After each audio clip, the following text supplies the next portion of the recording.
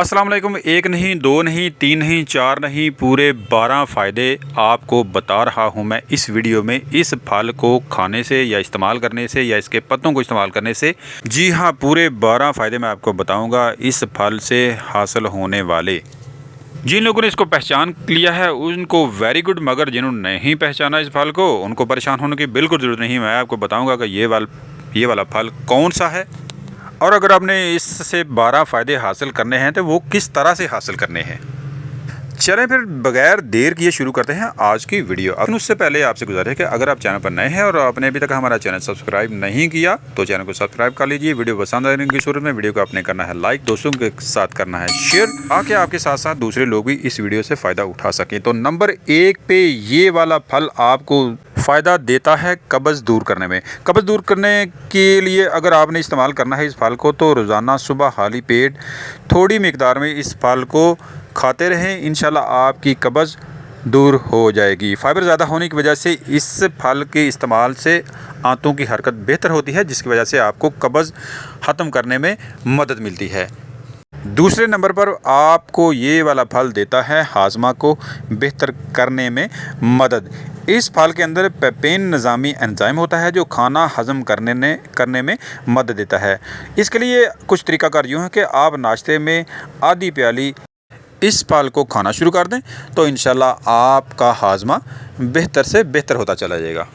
Number 3 पे आपको ये वाला फल देता है जनाब फ़ायदा क़ुव्वत मुदाफ़त को मज़बूत करने के लिए, यानी आपका इम्यून सिस्टम बेहतर होता है। चूँकि इसमें विटामिन सी काफ़ी मिक़दार में मौजूद होता है, इसलिए इससे आप अपनी जो क़ुव्वत मुदाफ़त है उसको बेहतर बना सकते हैं। तरीक़ा का कुछ यूँ है कि हफ़्ते में आप 4 से 5 मरतबा इस फल को ज़रूर खाएँ, जिससे आपकी क़ुव्वत मुदाफ़त बढ़ जाएगी। नंबर 4 पे ये वाला फल आपको जिल्द निखारने में मदद देता है। एंटीऑक्सीडेंट्स जिल्द के लिए मुफीद होते हैं, चूँकि इसमें एंटीऑक्सीडेंट्स पाए जाते हैं, ज़्यादा मिक़दार में पाए जाते हैं, इसलिए आप इसको अपनी जिल्द को निखारने के लिए इस्तेमाल कर सकते हैं। इसके लिए आपने इस फल का गोदा चेहरे पर सिर्फ़ और सिर्फ 10 मिनट के लिए लगाए रखना है। उसके बाद अच्छे से फेस वॉश या किसी अच्छे से साबुन से अपने चेहरे को धो लिया करें। तो इस तरह करने से आपकी जिल्द दिन ब दिन निखरती जाएगी। नंबर 5 पे आपको ये वाला फल मदद देता है आपको वज़न कम करने में। चूँकि इसके अंदर कम कैलोरीज़ होती हैं और फाइबर ज़्यादा होते हैं, इसलिए अगर आप अपना वज़न कम करना चाहते हैं या मेंटेन रखना चाहते हैं तो इसके लिए आप ये वाला फल ज़्यादा से ज़्यादा इस्तेमाल करें। उसके लिए आपने तरीक़ाकार कुछ इस तरह करना है कि जो मीठे स्नैक्स होते हैं उनकी जगह आप इस फल का इस्तेमाल करें तो आपको अपना वज़न कम करने में मदद मिलेगी। नंबर 6 पे आपके दिल की सेहत के लिए बहुत ही मुफीद है ये वाला फल। फ़ाइबर और पोटाशियम चूँकि दिल के लिए अच्छे होते हैं, इसलिए इस फल के अंदर फ़ाइबर और पोटाशियम ज़्यादा मिक़दार में पाए जाते हैं। इसके लिए आप इस फल को मुतवाज़न ग़िज़ा के साथ इस्तेमाल कर सकते हैं। नंबर 7 पे ये वाला फल आपकी आँखों को बहुत ज़्यादा फ़ायदा देगा। इसके अंदर चूँकि विटामिन ए काफ़ी मिक़दार में मौजूद होता है, इसलिए हफ़्ते में कई बार इस फल को खाएंगे तो आपकी आँखों की जो सेहत है वो बहुत ज़्यादा बेहतर होती जाएगी, आपकी आँखों की बीनाई बेहतर होगी। और 8वां फ़ायदा आपको ये वाला फल कुछ इस तरह से देता है कि जिस्म के अंदर और जिस्म के बाहर जितनी भी सोजिश होती है, किसी भी तरह की सोजिश, उसके लिए ये वाला फल बहुत ही मुफीद होता है। इस फल के अंदर कुदरती एंटी इन्फ्लामेटरी अज्जा होते हैं, इसलिए आप किसी तरह की सोजिश को कम करने के लिए इस फल का इस्तेमाल कर सकते हैं।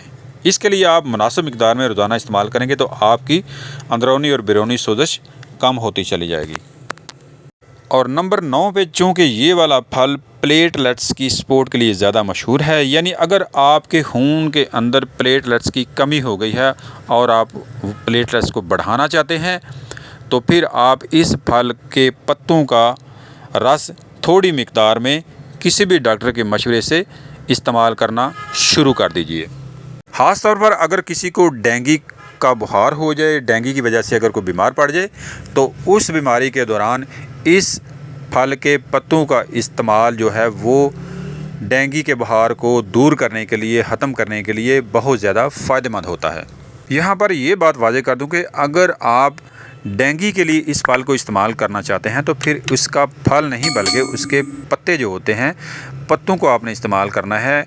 उसका रस निकाल कर बिल्कुल थोड़ी मिकदार में सुबह शाम इस्तेमाल करना है। अगर कोई आपको पत्तों के इस्तेमाल से मसला हो तो आप उसको तर्क करके अपने डॉक्टर से मशवरा कर लीजिए, अदरवाइज़ आपको ये फ़ायदा ज़रूर देगा। और नंबर 10 पे ये वाला फल आपको मदद देता है आपकी खून की कमी दूर करने के लिए। फौलाद को जिस्म में जज़ब होने के लिए विटामिन सी की ज़रूरत होती है और इस फल के अंदर चूँकि विटामिन सी काफ़ी मिकदार में पाया जाता है, इसलिए अगर आप खून की कमी को दूर करना चाहते हैं तो इस फल को आप आयरन वाली ग़िज़ा के साथ ज़रूर इस्तेमाल कीजिए। और नंबर 11 पे आप इस फल से अपने बालों की सेहत को मुफीद बना सकते हैं, अच्छा बना सकते हैं। विटामिन और मिनरल बालों की सेहत के लिए बेहतर होते हैं, इसलिए इसके अंदर काफ़ी मिकदार में विटामिन और मिनरल पाए जाते हैं। इसके लिए आपने तरीका कुछ यूँ करना है कि आप इसका फल भी खाएं और फल का जो गूदा है वो मास्क के तौर पर अपने बालों में लगाएं। जैसे एलोवेरा का गूदा बालों में लगाते हैं तो बाल अच्छे होते हैं, इसी तरह आप इस फल का गूदा भी उसको मसल के अपने बालों में लगाएं। 10 मिनट तक लगा रहने दें और किसी अच्छे शैम्पू से बालों को शैम्पू कर लें तो इंशाल्लाह आपके बाल ज़्यादा अच्छे होते चले जाएंगे। और नंबर 12 पे आप इससे फ़ायदा ले सकते हैं अपने जिगर की सफाई के लिए और जिस्मानी सफाई के लिए। कुछ लोग इसके पत्तों की चाय को इस्तेमाल करते हैं। अगर आप जिगर और जिस्मानी सफाई के लिए इस्तेमाल करना चाहते हैं तो एक या आधे पत्ते की जो चाय है, यानी उसको पानी के अंदर बॉयल करके आप पी सकते हैं, मगर इस मकसद के लिए आप बिल्कुल थोड़ी सी चाय इस्तेमाल कीजिएगा। तो जनाब, आज हमने बात की है पपीता फल से होने वाले 12 फ़ायदे के बारे में। अब एक दो एहतियात जो वो मैं आपको ज़रूर बताऊंगा। हामला ख़वातीन कच्चे पपीते या पत्तों के रस से बिल्कुल भी बचें, यानी इस्तेमाल नहीं करें तो ज़्यादा बेहतर होगा।